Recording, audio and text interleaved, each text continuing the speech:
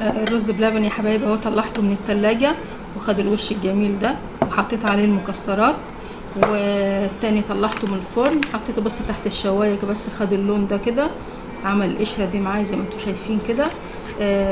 ويا ريت تجربوه، ومستنيه تعليقاتكم واشتراككم في القناه. كل سنه وانتم طيبين. السلام عليكم ورحمه الله وبركاته. ازيكم يا حبايبي حلوين، عاملين ايه؟ النهارده ان شاء الله هنعمل حاجه جميله صيفي كده، مشابهه للايس كريم، حلوه في الصيف والحر، اللي هي رز بلبن البارد. فان شاء الله هنعمله مع بعض كده. فاول حاجه عندنا احنا بنحط حله على النار. انا معايا كوبايه رز مصري مغسوله مشطوفه مره واحده بس، مش عايزه النشا كله ينزل منها عشان يبقى في الميه بتاعتنا يبقى يدي تخن معانا. ممكن تستغني انت على النشا التاني. فكوبايه رز مغسوله مره واحده بس، و3 كوبايات ميه مغليين. هننزل بقى بالرز كده في الميه المغليه دي، 3 كوبايات، كوبايه رز.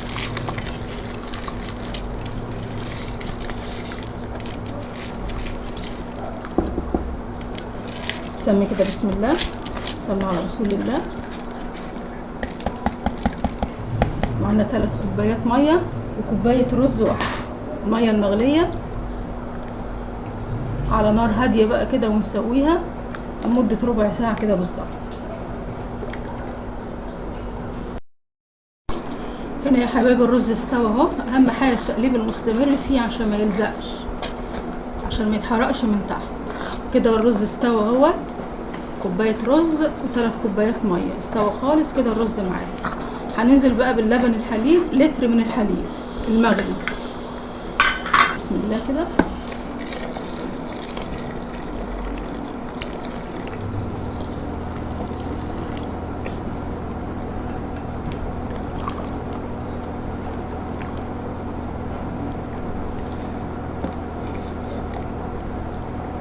بعد ما نقلبه كده كويس، هنسيبه بس نقلب فيه دقيقتين كده معانا بس كده. اهم حاجه ما تغطيش وما توقفيش عن التقليب خالص، عشان القعر ما يتحرقش منك ويدي طعم مش حلو في الرز. هنا يا حبايبي التقليب مستمر كده، اهم حاجه معانا. على فكره انا محضره معايا معلقه نشا، بس ممكن ما نحتاجهاش. لو لقيت الرز تخين مع نفسه كده مش هنحتاجه. لو هو كده بسم الله ما شاء الله، لسه هنحط عليه الحاجات التانية، وممكن احتمال كبير ما نعصي معلقه النشا. هننزل بقى بالسكر. معانا كوبايه سكر،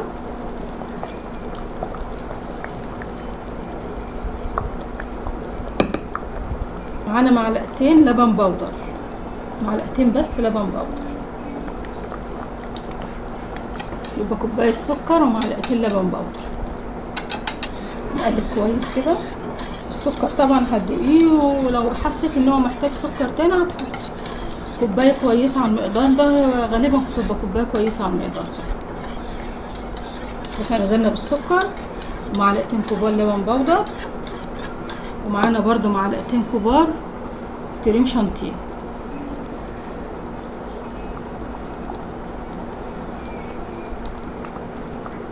هنقلبهم برضو كويس كده، نهدي النار شويه.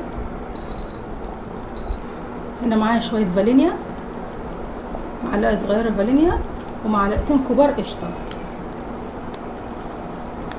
قشطه فلاحي، تدي طعم جميل جميل للرز. وانا شايفه كده ان هو كده السمك بتاعه جميل، مش هيحتاج معلقه النشا اللي انا كنت محضره. انا هديت النار برضو كمان معايا. نخلط الحاجات اللي حطيناها كلها كويس كده وهو على النار. شايفين يا حبايبي هو السمك بتاعه كده كويس. انا كنت محضره معلقه نشا بس مش هنعصر كده كويس، عشان يدينا الكرمشه كده على الوش ويبقى جميل معايا كده، بقى جميل خالص معايا اهي. هنطفي بقى النار من عليه خالص كده. انا طفيت النار عليه، واديله بس تقلبتين كده بس قبل ما نقدمه، عشان احنا هنقدمه بكذا طريقه. هنا يا حبايبي كده الرز خلص معانا اهو. بقى هنقضيه بقى في الطبق بتاعته.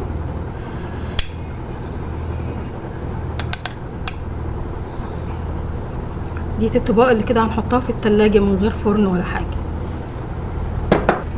شايفين كده السمك بتاعه اهو، عشان يعمل وش معانا مكرمش ان شاء الله. وديت بقى الطباق اللي هندخلها الفرن. انا مولعه الفرن دلوقتي، هدخلها على الفرن على طول.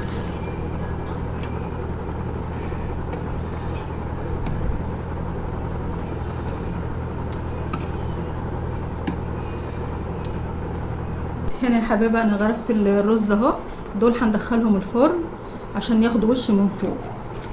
ماشي. بصوا يا حبايبي الحله ما فيهاش اي حاجه لازقه من تحت اهي خالص معانا. يبقى احنا هندخل دول الفرن ونوريهم لكم بعد ما يطلعوا من الفرن ان شاء الله. احنا بقى معانا الطبق الثانيه دي بقى هتدخل التلاجة، بس هنسيبها الاول تهدى شويه كده، وبعد ما تهدى شويه تحس انها هدت شويه كده هتغطيها بالاسترتش عشان تعمل بقى وش مكرمش معانا. هنسيبه يبرد كده يهدى شويه ونغطيه بالاسترتش كده عشان الوش بتاعه يتن طري ويدينا الكرمشه اللي احنا عايزينها. نغطى كده بالاسترتش شويه كده، نغطيهم كلهم وندخلهم التلاجة عمل في الفرن ما يطلع ونقدمه سوا.